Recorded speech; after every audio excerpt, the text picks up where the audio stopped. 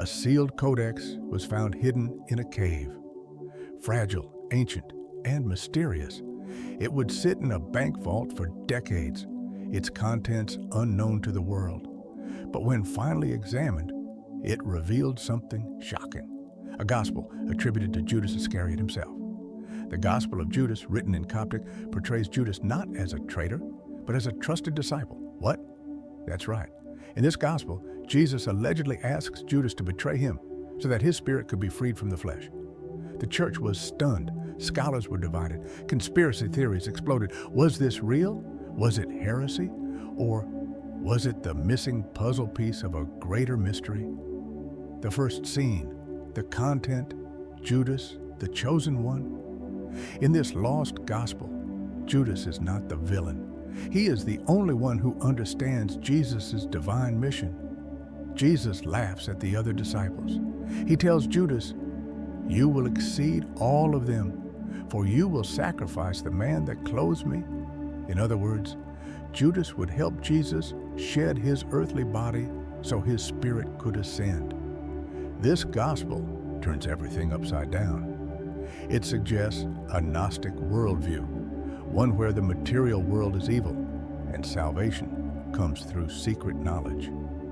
Colossians 2, verse 8.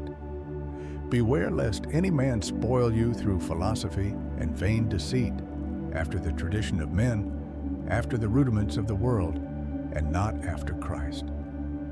Could this gospel be the product of early Gnostic sects, or was it suppressed truth?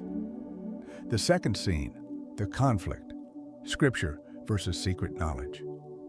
The Gospel of Judas never made it into the Bible. Why? Because early church fathers like Irenaeus condemned it as heresy in the 2nd century. It didn't line up with the teachings passed down by eyewitnesses. The canonical Gospels, Matthew, Mark, Luke, and John, clearly paint Judas as the betrayer. Matthew 26, verse 24. Woe unto that man by whom the Son of Man is betrayed. It had been good for that man if he had not been born. The idea of Judas as a hero was dangerous. It flipped the gospel message. But why are we hearing about it now? Why was it hidden for centuries? And more importantly, could this be part of the deception the book of Revelation warns us about? Revelation 2, verse 2. Thou hast tried them, which say they are apostles, and are not, and hast found them liars. The third scene, Judas, destiny, and the end times. What if the revival of the Gospel of Judas is not just a historical rediscovery, but a spiritual test? Jesus warned that in the last days, many false prophets and false teachings would emerge. Matthew 24, verse 24. For there shall arise false Christs and false prophets, insomuch that, if it were possible, they shall deceive the very elect. Could the reappearance of lost gospels be part of that deception? A way to rewrite the truth of the cross? A way to cast doubt on the betrayal that led to our salvation? In the book of Revelation, deception is the main weapon of the enemy. Revelation 13, verse 13, and deceiveth them that dwell on the earth by the means of those miracles. This gospel may be ancient, but its timing is modern. Its influence spreads fast, and its message undermines the very foundation of salvation through Christ's death and resurrection. The fourth scene, truth, discernment, and the real gospel. So what should we do with the Gospel of Judas? Study it, ignore it, or refute it? The Bible calls us to discernment. 1 John 4, verse 1. Beloved, believe not every spirit, but try the spirits whether they are of God, because many false prophets are gone out into the world.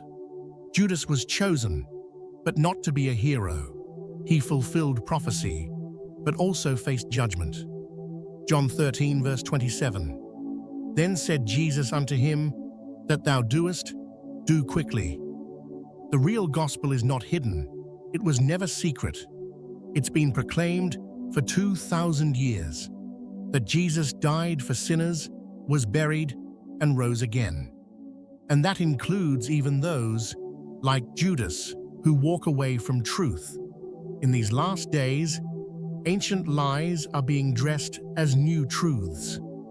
But we must hold fast to the Word, to discernment, to Christ.